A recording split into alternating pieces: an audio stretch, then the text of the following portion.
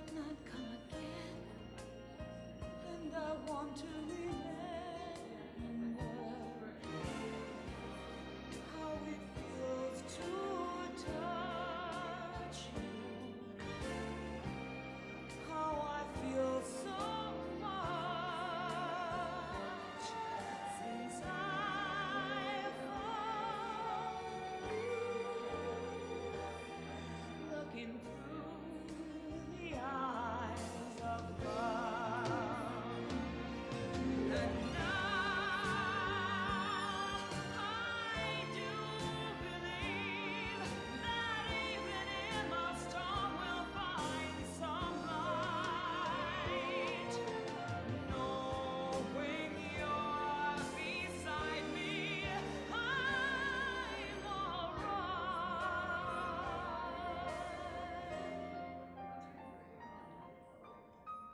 Now I can take the time, I can see my life as it comes up shining now, reaching out to touch you.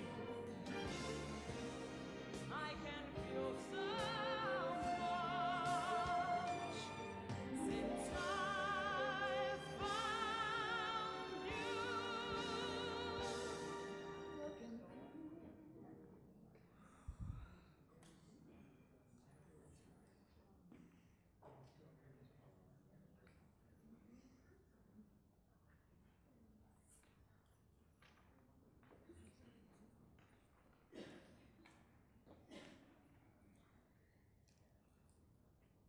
Hello, and thank you so much for coming.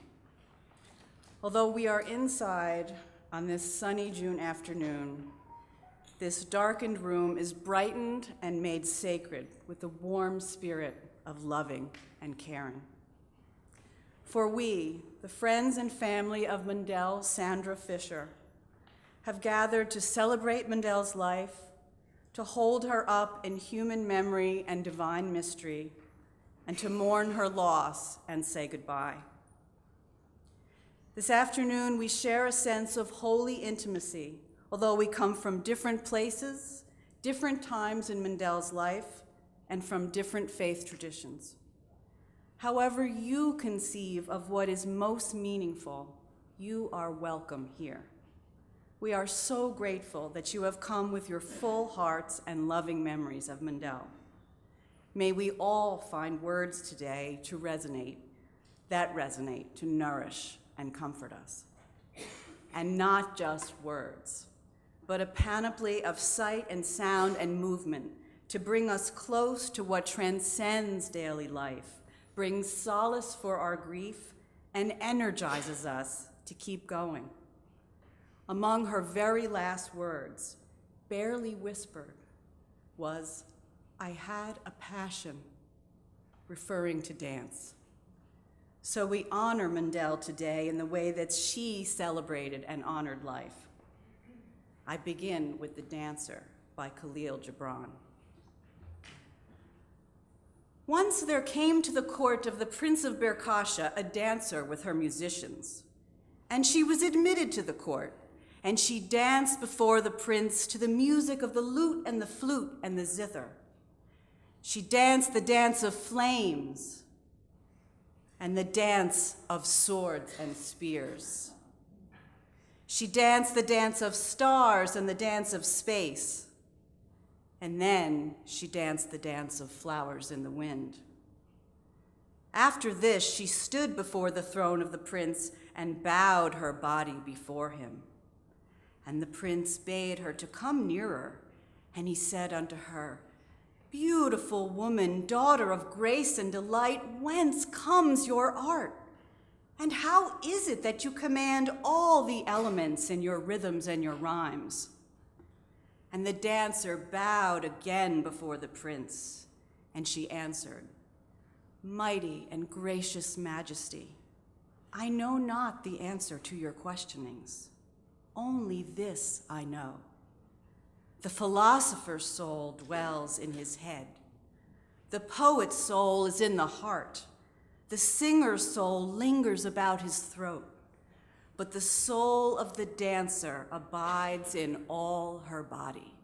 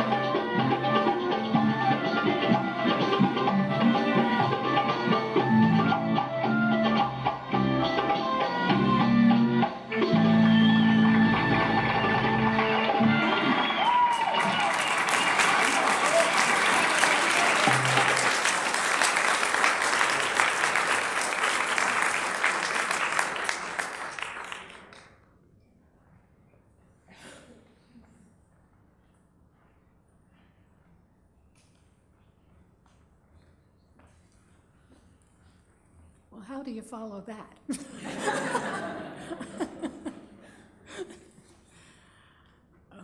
I am Michaele. I'm Mundell's younger sister. And when I first thought of talking and writing about my sister, I was overwhelmed. I thought, what do I say about the sister that I have known for my entire life, the sister who was my best friend and confidant, the sister with whom I shared all of life's passages, all of life's highs and lows, and in between. Then I thought, what would Mundell say? She would first encourage me and then tell me to get on with it. Be brave. First, I would like to tell you the story my mother told me about my first encounter with Mundell. She said that when Mundell, at age almost 3, was brought to the hospital to see me for the first time, she came running in, full of enthusiasm, and said, "I can pedal." I'm assuming she was talking about her tricycle. Years later, I would learn that whatever Mundell chose to do, she would commit herself totally. At that time, her choice was pedaling. She was not yet too interested in me. As the years passed, however, we grew very close. When I was 7 and Mundell was almost 10, our family moved to Montville Township. There, where our parents started a mini farm, we had goats, chickens, and a large vegetable garden. Mundell had a pet chicken she named Peppy. She loved animals, especially cats and kittens. So did I. Mundell and I shared a bedroom, would talk and talk, write in our diaries, and put up pictures of our favorite movie stars. Our mother wanted us to learn the names of birds, so we had bird charts in our room. Sometimes we would quiz each other. Once a week, our mother would take us to our music lessons in South Orange. Mundell took violin, and I took piano. We both took dancing lessons. We were very lucky. Music was very important in our home. We heard a lot of classical music. Our father played bass in the New Jersey Symphony, and sometimes he would take us to his rehearsals and concerts. Mundell and I would always laugh about and remember squeezing into the back of the small car and trying to avoid the bass. Our father also played dance jobs at various clubs in New Jersey, one of which was the Lake Mohawk Country Club, where Mundell later hosted the Grand Galas. Mundell, aside from her musical talent on the violin, was very creative and interested in making things. She would make clothes for her dolls, herself, and sometimes me. She would also remake or alter old dresses given to her by our grandmother. When we went to our grandfather's house on the Delaware River, she would make boats. I was not talented in this way, but she would often include me in her projects. I do remember helping her with rag dolls. One time, she decided she wanted to build a cabin in the backyard. For that, she enlisted the boy next door. As we grew older, Mundell emerged as the strongest and most reliable sister. If something needed to be done, she would do it. If the goats needed to be milked, she would do it. If something needed to be painted, she would do it. She even helped our father put in a heating system. She told me later that she did it partly for his approval, but mostly because she liked doing it. She wanted to learn, and she wasn't afraid of hard work. During our teenage years, we did hit a snag. We both fell in love with the same young man, the lifeguard at the Tuaco Beach Club. I dated him first for a short time, and Mundell was heartbroken. But Mundell persevered, however, and eventually they were married. During her high school years, Mundell worked in a nursing home, taking care of elderly patients, a difficult job at best. But she had a gift. Caring for people and imagining what it would be like for them came naturally to her. Our mother noticed how well she was doing and suggested that she go to nursing school. She did and became an RN. After she graduated, she got married and began working as a psychiatric nurse. She did this for a few years until her children, Ernest and Gretchen, were born. She then stayed home and began using her creative skills in furnishing her house.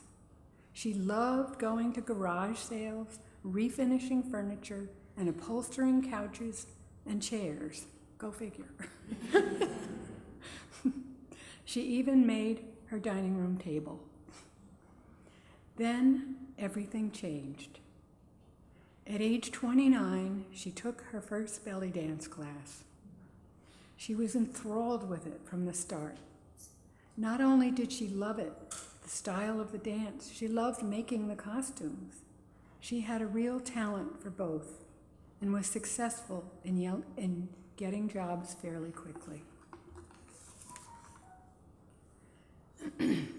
In 1990, wait a second. It was during this time that her marriage of 11 years fell apart. A very sad time for her and her young children. Several months later, she had a terrible car accident on the way home from a dance job. She broke her left leg so severely that the doctor said she would never dance again.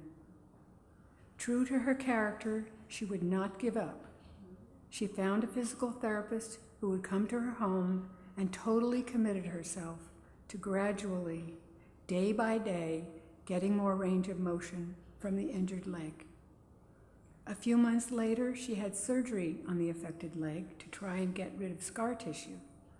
The surgeon accidentally rebroke her leg, and she ended up in traction for several weeks. Needless to say, she did get better. Her left leg would always be a problem, but she learned to work around it. She was a fighter. She went on to dance full-time for another 16 years. In that time, I saw her dance many times. I was always amazed at the power, strength, joy, and beauty that she projected. Sometimes it would make me cry. As some of the dancers here know from her biography, she traveled and danced in Europe, on several islands, and in the Middle East. She had a very interesting life. In 1992, her life changed once again. Because she had to pay her ex-husband for his share of her house, she needed to make more money. She decided to go back to nursing and continued to dance and teach on the side. To work again as a psychiatric nurse and still manage to dance and host various dance venues was a stretch. She often told me she had many fears about what she was doing, but she did it anyway. That was part of her character since she was a little girl. When she finally did retire from nursing, she began producing, hosting, and dancing in the grand galas at the Lake Mohawk Country Club. They featured Middle Eastern dance and gradually introduced other dance styles. The shows she put on were wonderful. I'm sure many of the dancers here know all about them. In recent years, before her illness, Mundell and her husband, Bill, had become very involved in helping their lake community build a dam. It was a long time coming, with many pitfalls along the way, but Mundell, as she always did, participated in the fight. She loved living on the lake and hosted many family gatherings there. After the dam was completed, she would plant flowers on it for all to see. I would like to close by reading from a card that I wrote to her shortly before her passing. To my big sis, the one I have known, loved all my life, the one who pulled me along when we were young, the one who had all kinds of ideas for projects and things to do. You have always inspired me with your strength and sense of purpose. You have been there so many times when I needed you. I was so appreciative of your support when I played the piano. Mundell, what we've shared as sisters for all these years is way beyond words. I just want to thank you from the bottom of my heart for being who you are and sharing your life with me. We haven't found the answer. We have more to do. Thank you.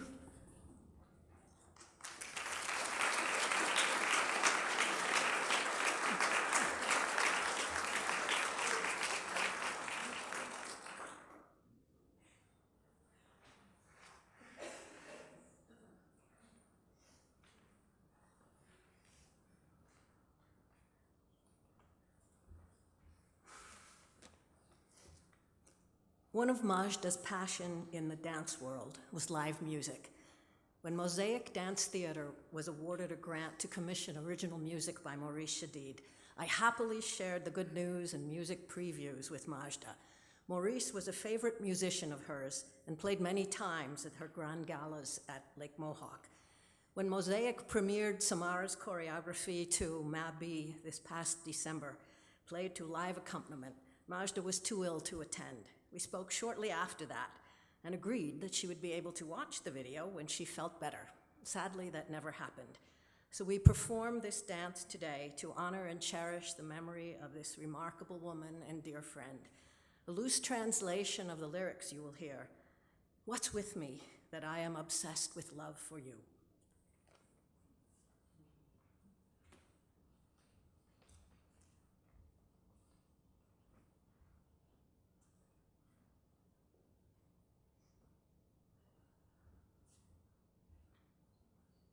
Hello. I really feel that dance was a home for Majda's soul. I really related to her in that way.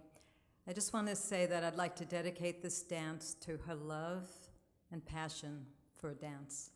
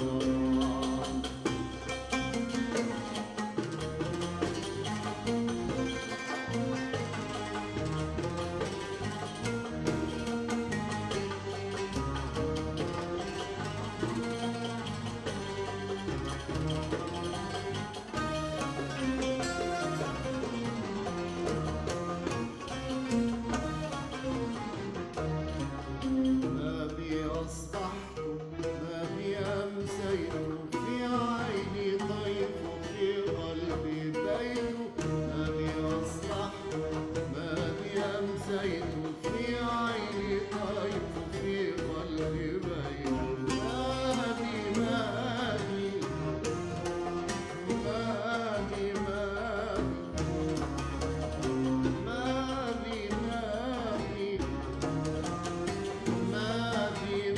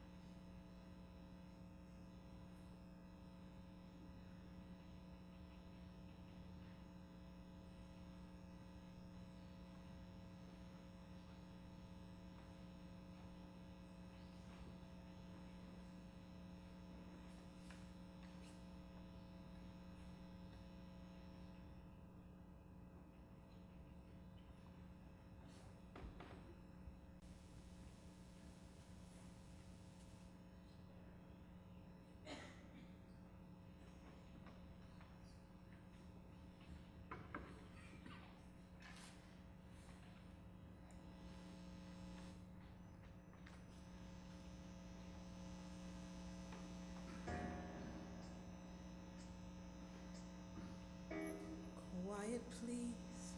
There's a lady on stage. She may not be the latest rage, but she's dancing, and she means it. And she deserves a little silence. Quiet, please. There's a woman up there, and she's been honest through her dancing long before your consciousness was raised. Doesn't that deserve little praise? So put your hands together and help her along. All that's left of the dancers, all that's left of the song. Stand for the ovation. Give her one last celebration. Quiet, please. There's a person up there, and she's taught you things that you didn't want to see in yourself. Give her your respect, if nothing else. So put your hands together and help her along. All that's left of the dancer, all that's left of the song. Rise to the occasion. Give her one last celebration. Quiet, please. There's a lady on stage. Conductor, turn the final page.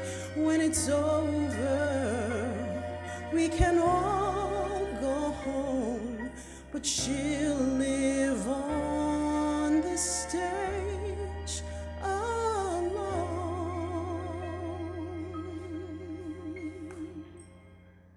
So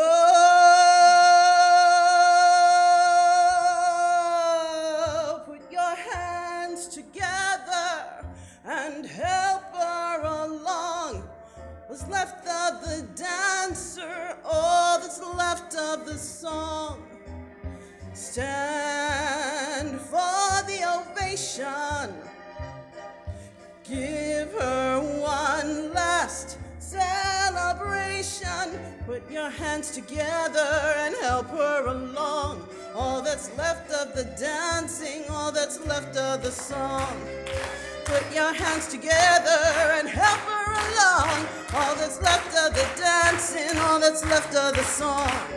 Stand for the ovation and give her one last celebration. Put your hands together and help her along. All that's left of the dancer, all that's left of the song.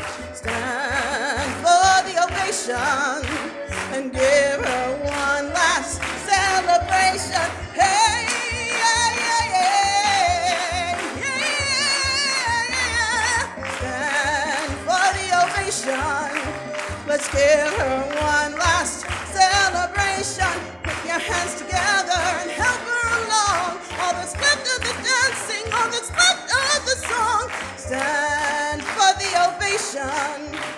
Give her one last celebration. Put your hands together.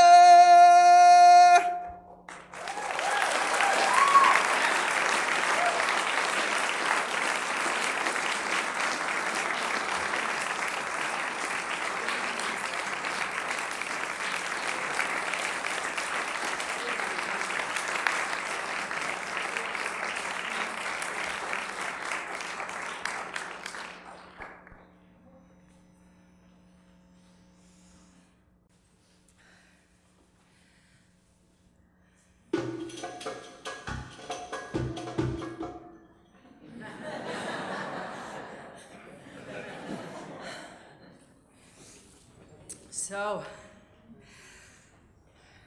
one more second. It's tough getting older. When Kendra asked me to say a few words about Majda. My first reaction was panic. Because how do you capsulize 40 years of friendship? 40 years of a shared passion for Middle Eastern dance, Middle Eastern culture, Middle Eastern food. We enjoyed it all. Our relationship started in the early 70s at a dance studio, a very famous dance studio, Jerry Leroy Dance Studio in Manhattan in New York City, I guess the same thing. 8th Avenue and 48th Street with our legendary dance instructor, Ibrahim Farah. In those days, we would tromp into the city 3 and 4 days a week to study, to sweat, to get really dirty feet in that studio. But we had a wonderful time, and many of those dancers are still here today, and we're all still friends. For those of you that are not familiar with dancers, we tend to go in 3 phases. There's the beginner dancer, the ingenue. They're so excited. They love everything. They take every class. They study with everybody. And then there's the intermediate dancer, pretty much a teenager, a bit of a brat, thinks they know everything. And then there's the senior dancer, regardless of age, who is very confident and understands that dance is a lifetime learning opportunity. And that's where Majda was. When Majda and I started dancing together in New York venues, she was my mentor, very honest, not brutal, but straightforward. I'm sure her children know this. One of the times that we were dancing, when you have 6 women around, 6 dancers, a little bit of drama occasionally, and I was complaining, and she looked at me and she said, "You know, Tashira," she says, "you're a little competitive." I said, "Well, it's New York. Everybody's competitive in New York." And she said, "You will have much more fun, much less drama, and you'll keep your friends a lot longer if you get rid of some of that." And you were right, Majda. And so much of our relationship was based on what I call conversations. Tashira. And the second one came a number of years later. We were at a show at Carnegie Hall with the very famous Ibrahim Farah and the Near East Dance Ensemble. And when they came out on the stage, she nudged me and she said, "Tashira," she said, "this is what our dance is about. This is transporting the audience. This is taking them somewhere else," which is why she loves Mosaic. And I thought, well, that's probably true. It's a lot of work. If you fast forward to any of the galas that Majda did much later on, Majda could take any room, and with the 4,000 yards of sparkly fabric all dancers have in their closets, she would convert the place. And it was a taste of the Orient. And with her bud bill and this jigsaw puzzle of lighting she would put, and it would be all around the place. And Ernie would put the lights on just right for some of us that might need pink lighting. But all the dancers felt loved and appreciated, and Majda brought that to every single one of her shows. My third came a number of years later. We were sitting in an audience at a hafla. And for those of you that don't know, a hafla is just a dance party. And dancers go to watch dancers. We go to support dancers. We go to steal moves. We go to appreciate. And Bill and Majda were always there to appreciate these giant grins. No matter who was on the stage, they would clap. And in this particular instance, there was a malfunction in a costume. And it was a very unfortunate malfunction. Uncomfortable for the dancer, uncomfortable for the audience. And she kind of looked over at me, because that might have happened to me once or twice. And she said, "Tashira, if dancers would just take a few minutes to check, pin, check, recheck. She said, none of that would ever happen. I said, well, you know, stuff happens. And she said, yes, but it happens more to people that aren't prepared. And Majda was always prepared. She was very detail-oriented. I don't know if you ever saw a to-do list that she put together. Yes, you know this, don't you? Yeah. 47 pages, make sure, and everything was checked. So when Kendra called a couple of weeks ago, she goes, I just need to go over the event. Okay, 47 pages. So, wow, you really are the niece. You really are. You were right, Basha. It does help to be prepared. So my last, came early, a year ago, a little longer than that. I think I mentioned Maj and I talked all the time. We talked like old friends do. We talked about people. We talked about the change of the dance. We talked about her diagnosis. We talked about her medication, her chemo. We talked about when her beautiful hair fell out.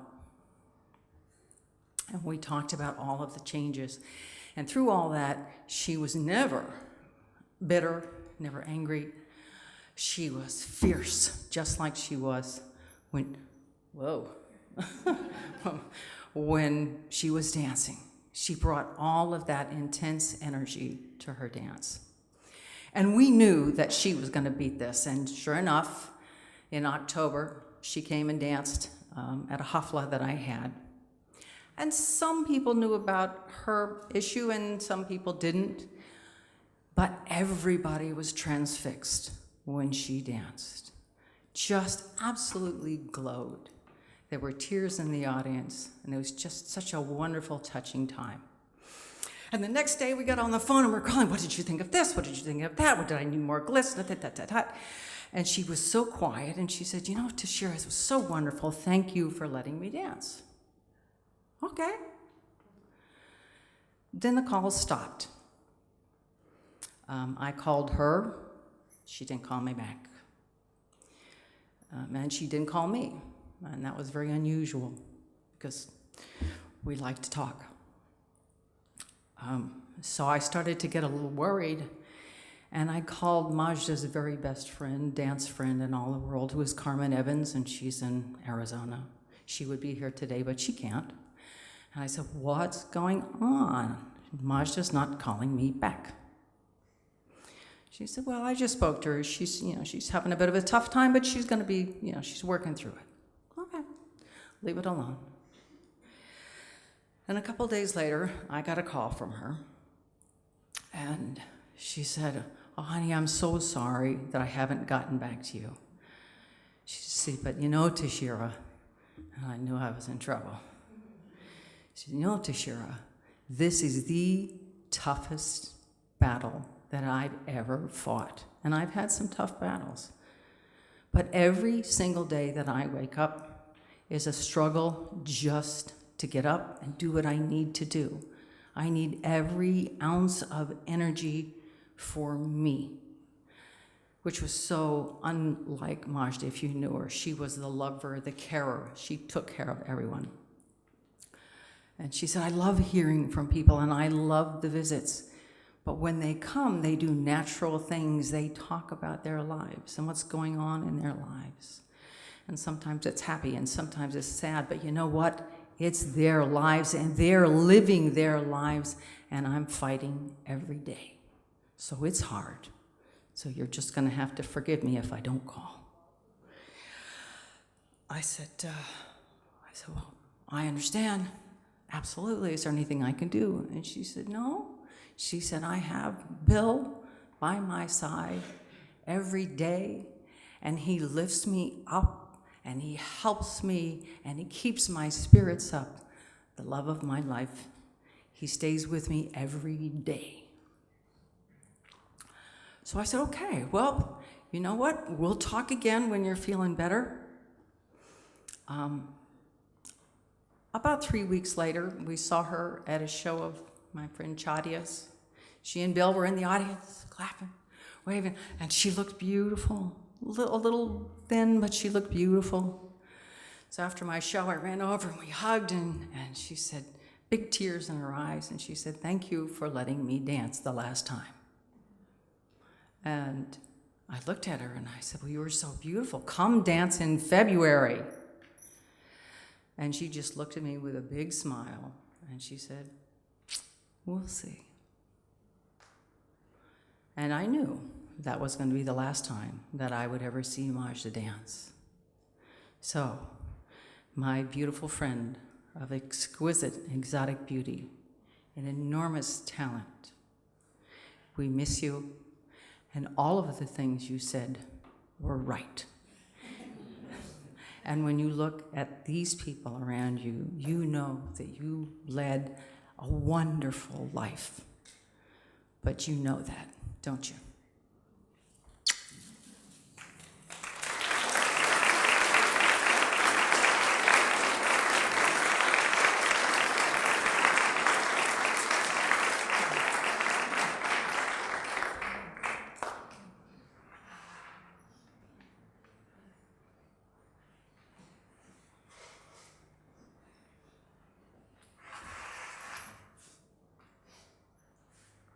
For Majda and Bill.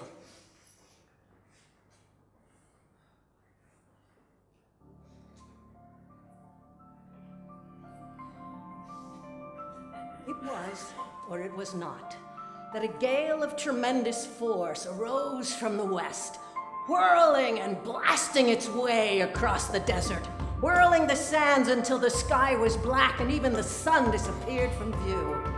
Ali, a traveler in that land, was overtaken by the storm and could not know the way to proceed, for he could not even see the ears of his horse, so dark and dense was the air around him.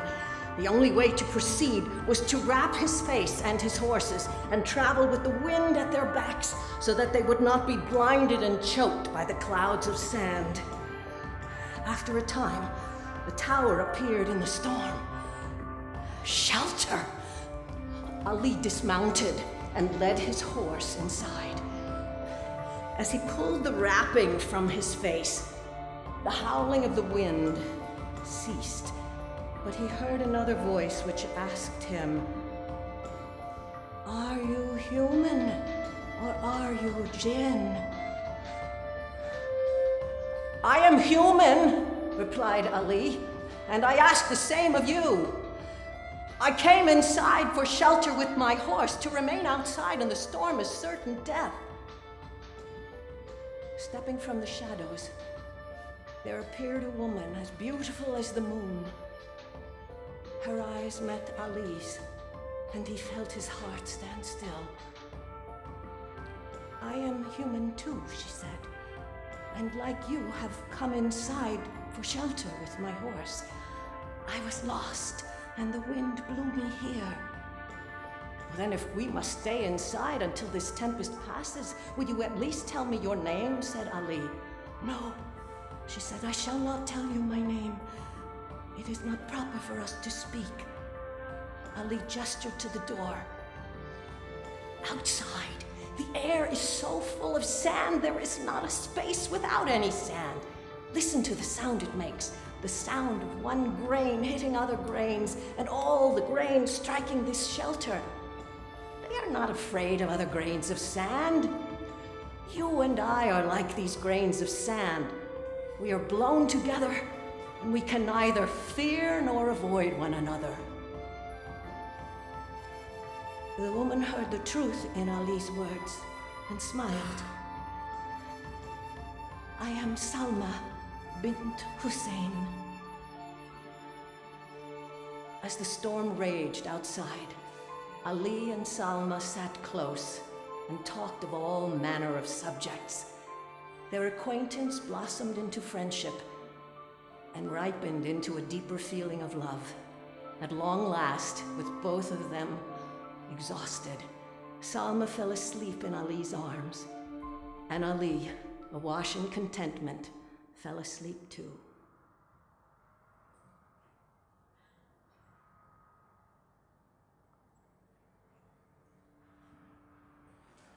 When Ali awoke, his world had changed.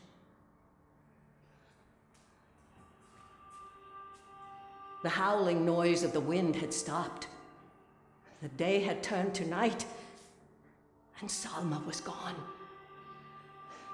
He rushed outside looking for tracks, but he found none. He knew he must find her, but all he knew was her name. 2 grains of sand had come together, but now they were apart. He searched and searched, but searched in vain. At every place he stopped, he asked, "I look for Hussein, who has a daughter named Salma. Is he here?" Everyone thought him mad. "There are hundreds of Husseins," they said. "What do we know of them?" He wandered everywhere, always searching. He and his horse growing weak and weary from the effort, but he could not stop, for his love of Salma drove him on. One day, while fording a river, a great rush of water swept them away. Foundering in the river, trying to reach a sandbar, but the current was too swift for his weakened state and dragged him under. As he sank, he heard a splash, felt an arm around him, pulling him to safety, and then he knew no more. Coughing up water, he opened his eyes to see his savior was the very same Salma for whom she searched. She brushed the hair from his eyes and said, "When 2 grains of sand are blown together by the wind, they are also blown apart by the wind. But when 2 grains of sand are washed together by the river and washed up upon its banks, they remain together forever and after, nor ever do they part." For Majda and Bill.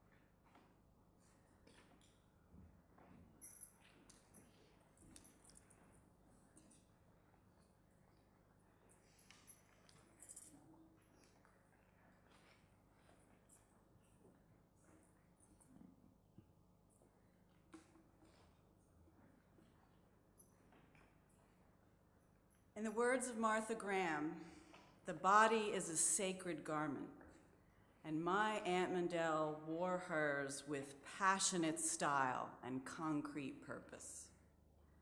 Throughout her life, she used her body, identified with the beauty and the strength of her body, and trusted it. She was a graceful and powerful presence who also made tangible things in the world.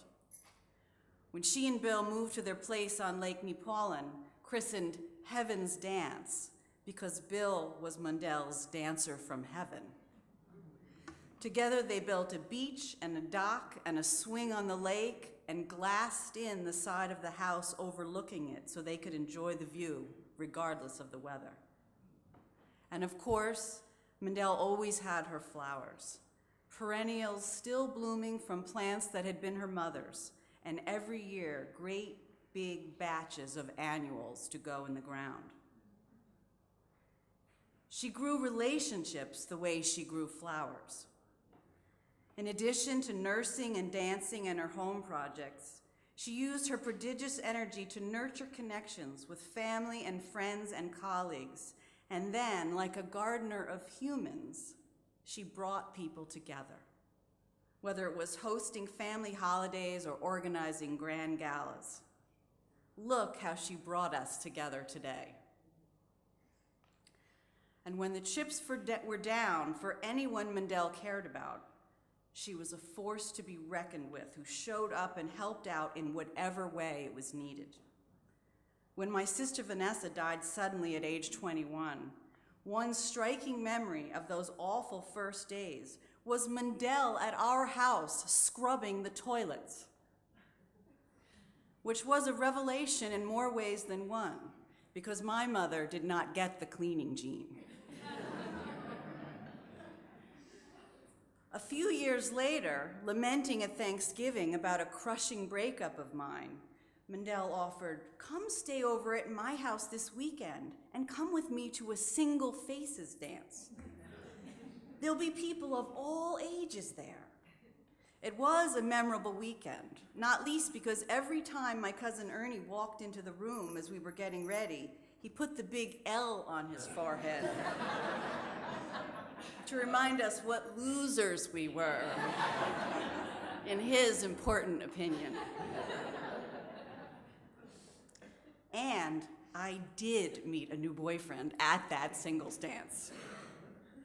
Years later, when I was struggling with severe depression, Mundell showed up for me again, getting me admitted to the hospital under the care of a psychiatrist she had worked with and respected, sharing with me the mindfulness techniques that she had gained through a recent course in holistic nursing, and visiting me regularly. Our closeness really intensified, though, in the wake of my mother's illness and death. Her relationship with her sister Judy was not always easy. They were two very strong personalities. When my mother was diagnosed with end-stage breast cancer in October 2013, I did not know how I would be able to manage her care by myself, living an hour away. But Mundell, having just retired from nursing, energetically jumped in to share the burden, showing up at doctor's appointments, taking her to chemo, calling her daily when I was at my limit of endurance. When my dying mother, with very limited mobility but unlimited stubbornness, refused to get a cordless phone, my suggestion, Mundell willingly was Judy's muscle in stringing 60 feet of telephone cord in a convoluted but workable pattern only two 70-year-olds could dream up. My mom's brief illness was a time of profound healing for the two of them. My mother said, "I never knew Mundell loved me so much." What followed her death and the memorial service we had in this very same room in January 2014, including Mundell's enthusiastic participation as a dancer and a speaker, was a very dark time in which Mundell consistently showed up for me on the phone and in person, again and again. Twice a week for months, we met at my mother's condo and sifted through a lifetime of disorganized paperwork with mountains of shoes and clothes and pocketbooks. We laughed as we read through shopping receipts that charted the course of particular days and cried as we found agonizing journals and letters never sent that my mom had written after my sister's death and my parents' subsequent painful divorce. All the while, we bonded over our shared experience of being intense emotional types, so lucky to have found such gentle, patient, and affectionate husbands, so devoted to helping us. They were almost always in the next room completing assigned tasks. Although once we did find them watching a 1980s baseball game on VHS that my father must have taped. I also shared that I was part of a dance group, the Cora Fire, and soon she and Bill were traveling down to Monmouth County for all of our performances. The cleaning out was a harrowing journey back through time, and I will never forget Mundell's willingness to accompany me in exactly the way I needed to be able to touch the past and let it go. And when the contractor fell through at the last minute, it was Ernie and Mundell and Bill who stripped the carpeting and refinished the floor to make the real estate deadline.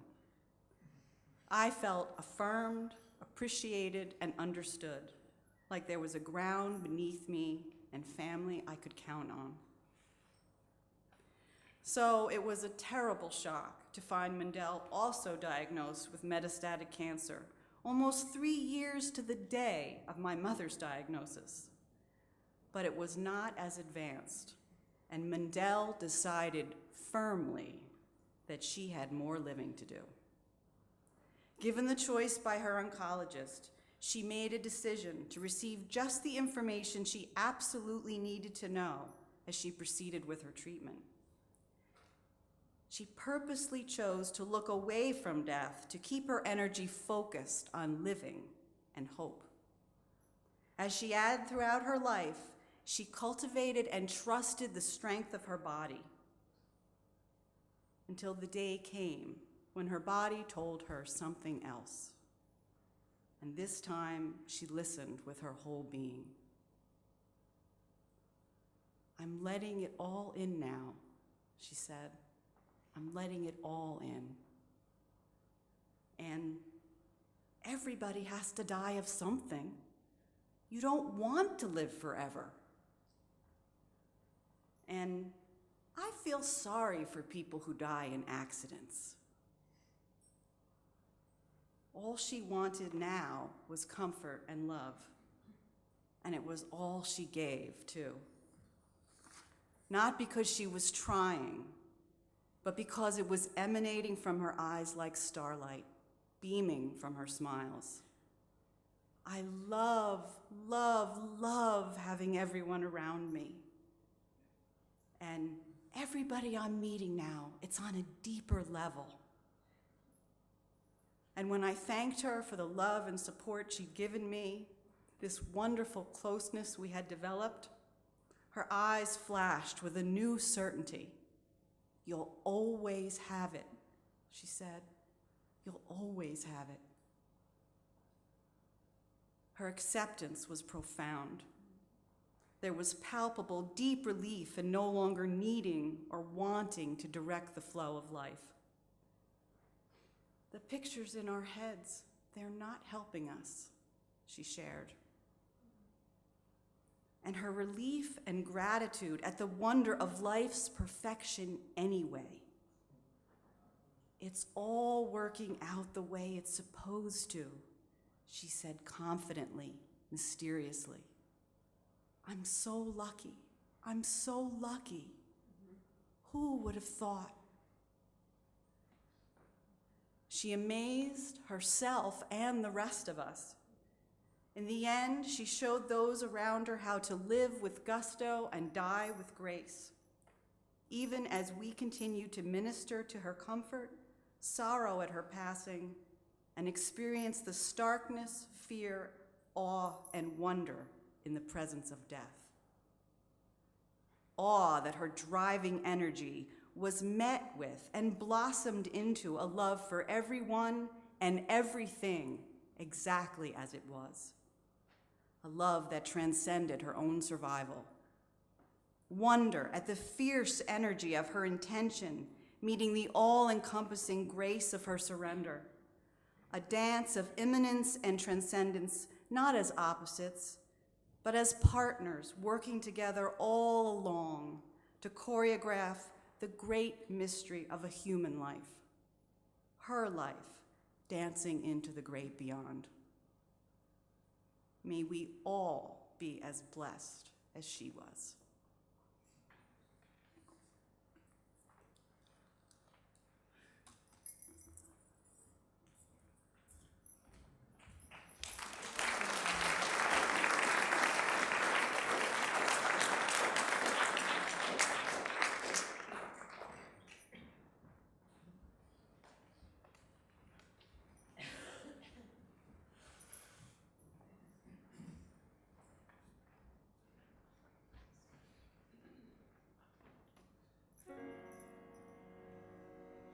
Way over yonder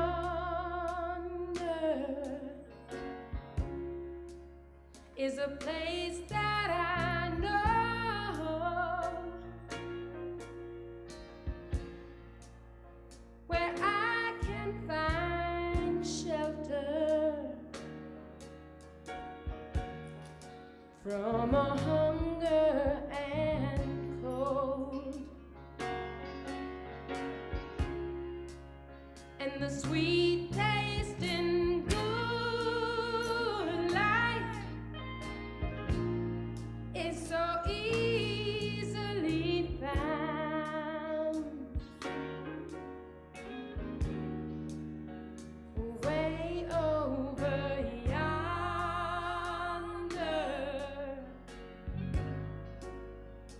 that's where I'm bound. I know when I get there, the first thing I'll see is the sun shining golden, shining right down on me. Then trouble's gonna lose me, worry leave me behind,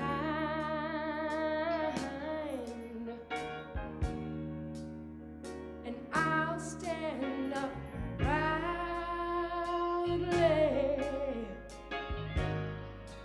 in true peace of mind. Talking about a way over yonder is a place I have seen in a garden of wisdom from some long ago dream. Oh yeah.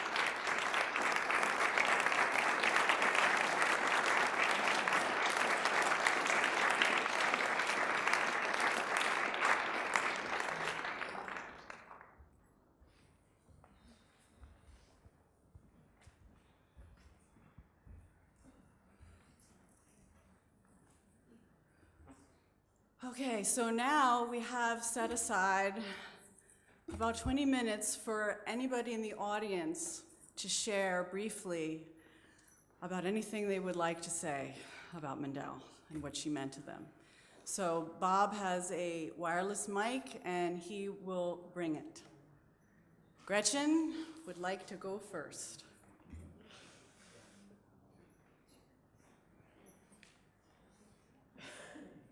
Hi, I'm Gretchen. I'm, is this working? Hello? It is? I'm Mundell's daughter. It's been a beautiful service so far. Thank you, Kendra. I would not have been able to do what you did. It's absolutely beautiful. I just said to somebody in the bathroom, I said, if she laid on the couch all the time, I probably wouldn't, it wouldn't be so hard. But she was just so full of life. She did so many different things. It's just incredible. I mean, just incredible how many things she's done. And yes, she always had her heart into everything, including, taking care of her kids, single parent. She was an amazing woman. Always there for me. Emotional, physical, just there. Constantly, always there. And I couldn't ask for a better mother. And I'm going to miss her terribly. Thank you.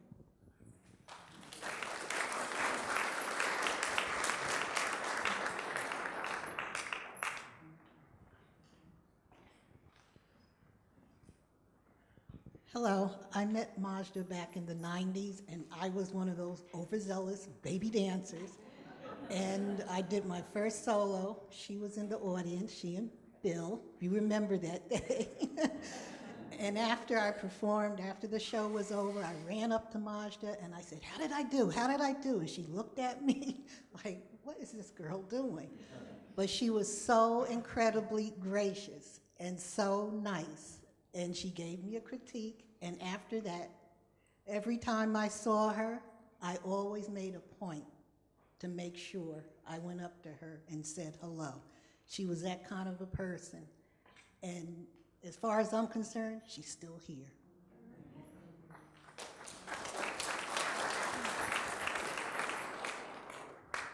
Hi, my name is Wadiya. I hope I can get through this. I'm sorry. Majda was amazing, elegant, gorgeous, positive, kind, and many dancers would, I'm sure, agree. Her and Bill came to every one of my shows, and often she danced in them, and they just smiled and were so complimentary and sweet and amazing. And one of the pictures that were up there in the very beginning, very honored, that was one of my shows. So I recently had a show 2 weeks ago that we dedicated to Majda. So I hope she knows that how much I loved her, and I'm sure we all feel the same. Thank you. Sorry.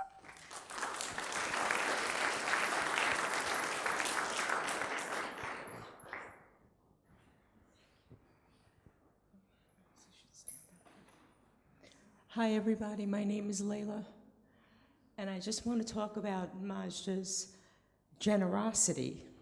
She was very, very generous. When I was a baby dancer many, many years ago, she was already a star, and Carmen Evans was already a star.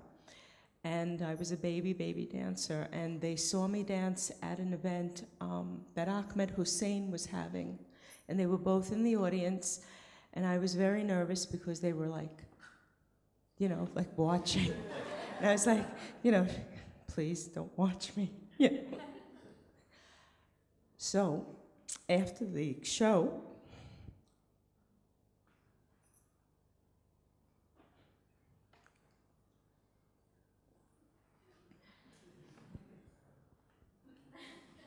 I needed that. They came up to me, and Majda hired me right there for Mofetas in New Jersey. And that was the top Greek nightclub at the time. And Carmen hired me for Darvish and Cedars of Lebanon. So I was like, wow, you know, she was so generous to take this baby dancer and give that opportunity, because from there, you know, you meet people and your own career soars. But I never forgot how generous and how lovely she was, and I'll just never forget that. And fast forward to recently, and I'm so flattered, like you, Wadiya, because she was pulling my hair behind. She liked mischief, Majda. So we're trying to take the picture at Jaban, and she keeps tugging my hair. She just kept tugging the back of my hair, so that's why I'm doing this. I'm talking too much. I missed her. Thanks.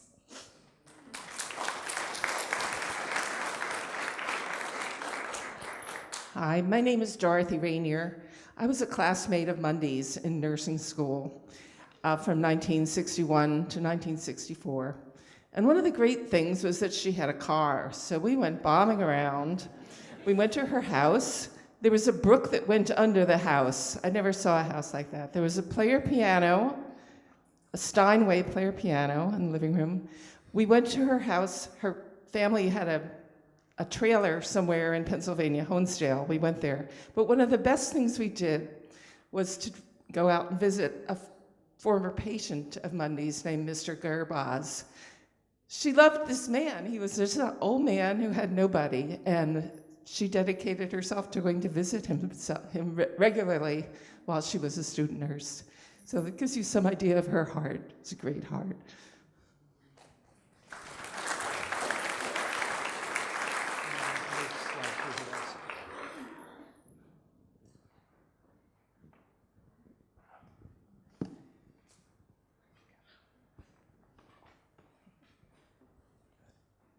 I didn't know Mundell as a dancer, for I'm not a dancer. I have 2 left feet. But I did know Mundell through her association at Lake Neapolitan. And I want to say that I can attest to her generosity, because she dedicated herself and the monies that she brought in from coordinating on several occasions dance concerts at Lake Mohawk so that we could raise money for our dam. She and Bill would walk around the lake every day, picking up garbage, buying pots that would hang over the fence, and planting pretty flowers, and paying for this all herself. I thank Mundell and I thank Bill for their generosity and for helping us reach our goal of completing the dam that we so badly needed.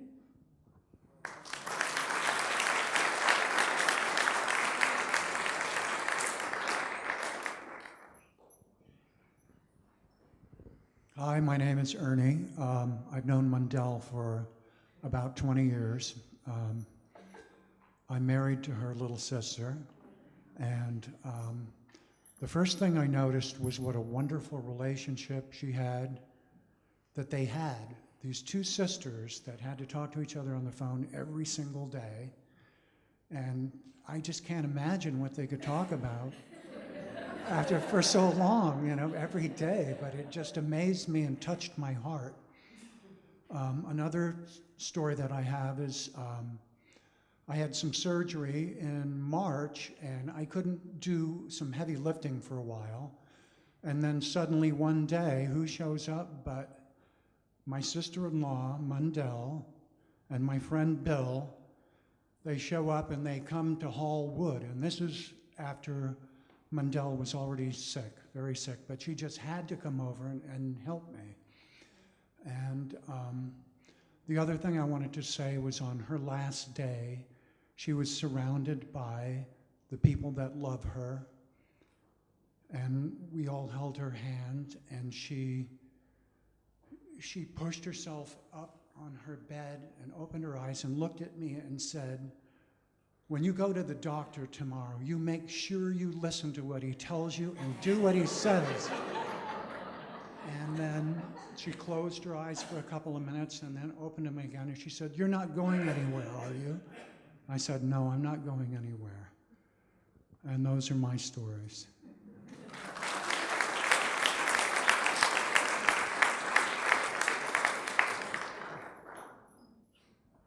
Hi. I'm sorry, when I get emotional, I need to be organized with my brain. I just have one of those kinds of brains that, get a little bit mished up. So I'm going to read some things I have here because I wrote this a whole, many, many decades of Majda. Majda was a fellow dancer and a dear friend. I have so many wonderful memories of long talks in the dressing room at Club Ibis, Molfetters, and Darvish. She was always so warm, funny, and supportive. Early in my career, I was getting ready to go on stage at Club Ibis, and I realized I forgot my mascara. I was panicking, asking even customers.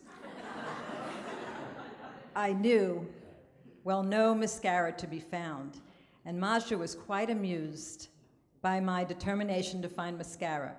She looked at me with her deep eyes and her beautiful smile and said, "Do you think anyone will even notice?"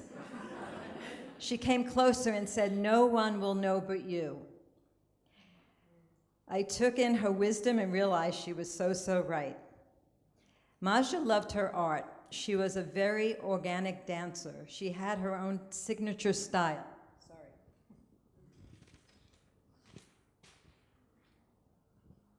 And even though you saw glimpses of those she studied with, the expression of her dance was very unique. Ibrahim Farah, who was Majda's mentor, told me that when Majda was on stage dancing in a group, his eyes always gravitated towards her. She had a mesmerizing quality. She was a natural dancer. Majda expressed many times to me how she loved Bobby Ibrahim Farah. She told me that she was in a bad car accident, which was brought up before I knew her, and the doctor said she would never dance again. Of course, she was devastated. When she called Bobby to tell him this terrible news, Bobby said to her, "You will dance again. Repeat that to yourself every day." She did exactly that and was forever grateful for Bobby's guidance. She felt if it was not for him believing, she would have never gotten through that difficult time with such great results.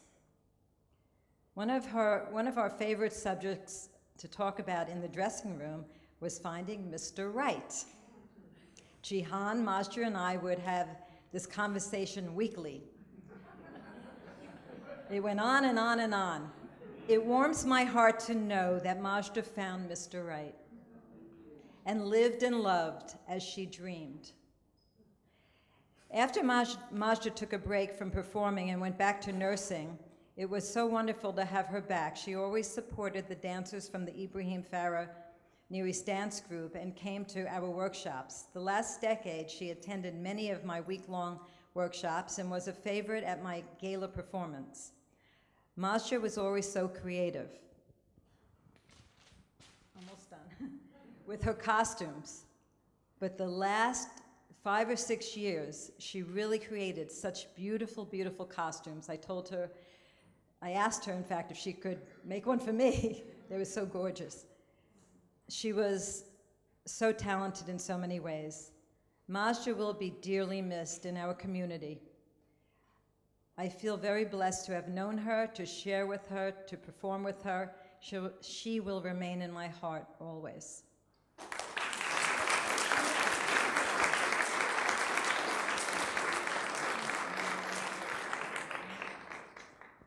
Anyone else?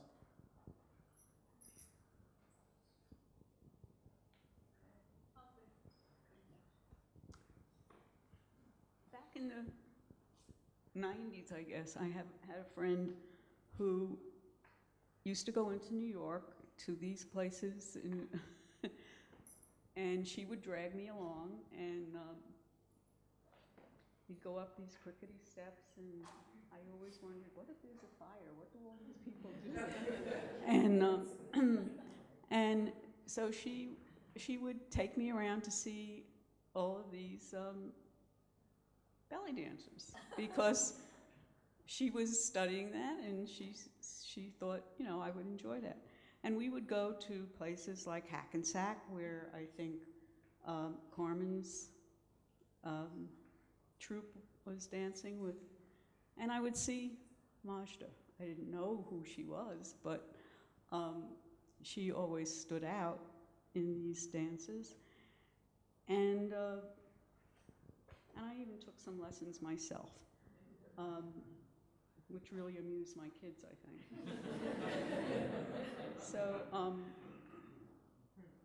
back in, what year was it that you got married? 2006. 2006, my son got married. To Kendra. And the reception was on the beach in Avon? Yeah, in Avon. And I remember, you know, everybody's milling around, and in walked this beautiful woman with a beautiful dress on, accompanied by a man. And I looked at her and I said, I think I know you. I think I used to watch you dance. And that's how I became a member of this family. And that's all I have to say.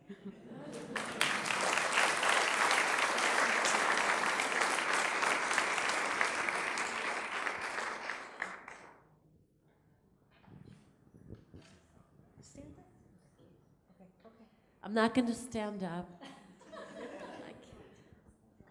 Oh, do you want me to read it for you? You want me to try? Okay. All right, Jihan.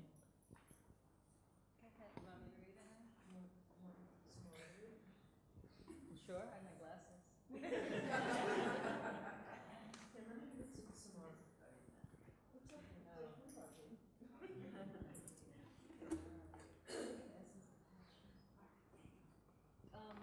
Okay, this was written by Jihan. The essence of passion, warrior, princess, archetype, her sword beautiful, dearest friend, and big sister. From the moment I met her, best listener, all the ibis, the Darvish cedars everywhere. I went there, and Faisal's. I went there, Faisal's was, why don't you read it, because I can't read it. Sounds like avant-garde poetry.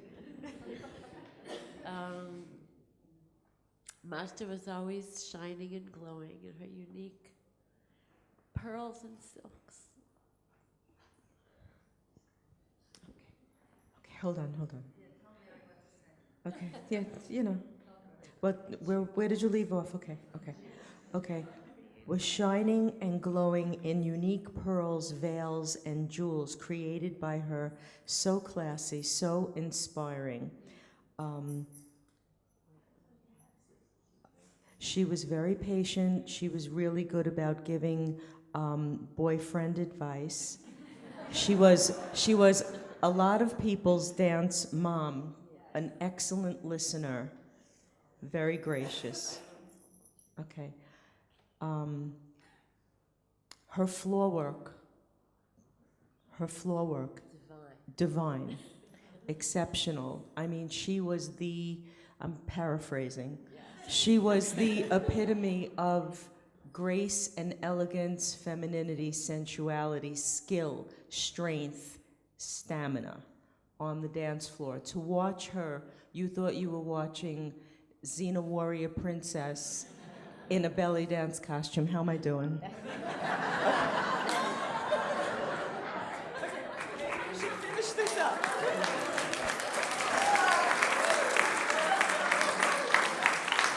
And my closing is that she was very kind to my daughter, Serena, and had her as a guest at the Mohawk Country Club, and it meant a lot to me. Thanks, Jihan. One thing I really want to say, and I realized watching Majda today, the word mystique came in my head. She had a mystique which this dance is supposed to have, and she really had the mystique. I just want to say that. Okay.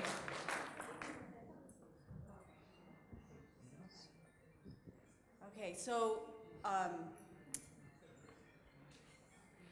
Tashira mentioned the beautiful performance on October 29th, only 3 months before she passed. We're going to show that right now. Please turn the lights down a little. Better. My beautiful friend, Maj.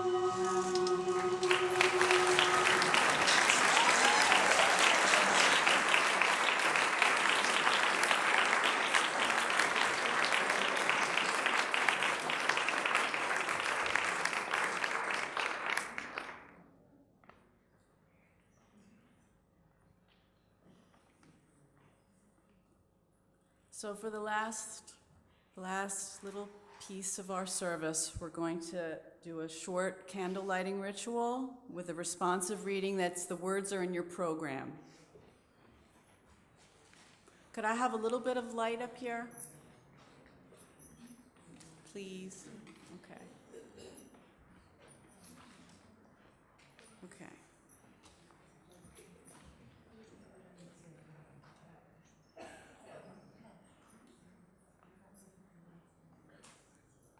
Somebody else can get up. Okay. As we light these 5 candles in memory and in honor of you, we light one for our grief, one for our courage, one for our memories, one for our love, and one for our hope. This candle represents our grief.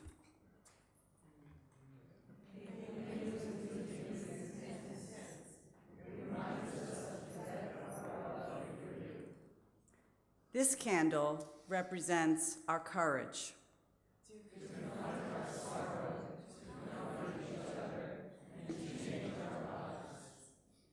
This candle is in your memory.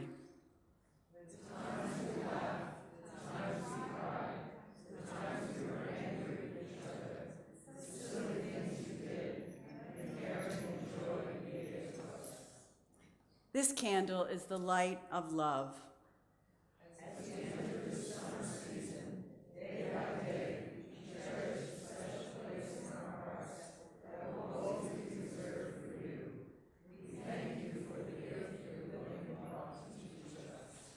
And this candle is the light of hope.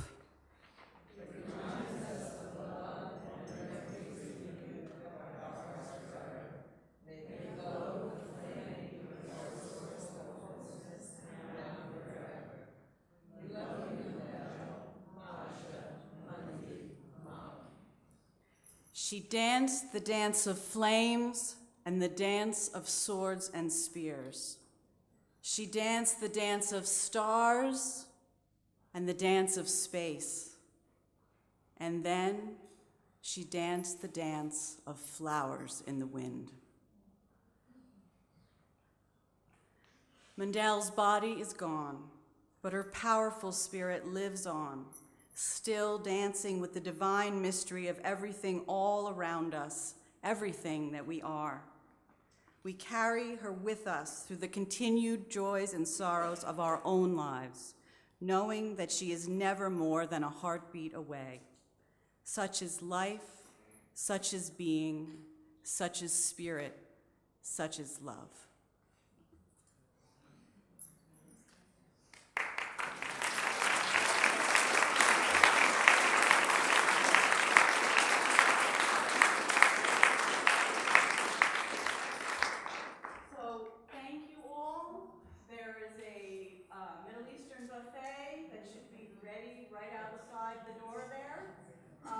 There's also costumes displayed, and there's a looping video of grainy old tapes of her dancing from the 80s and 90s that's also set up. So thank you very much for showing this.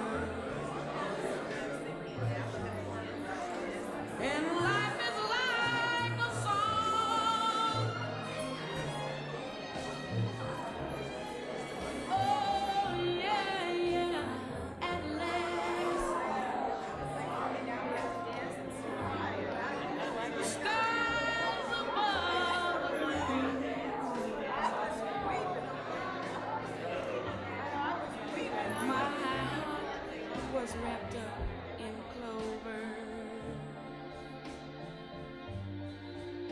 The night I looked at you,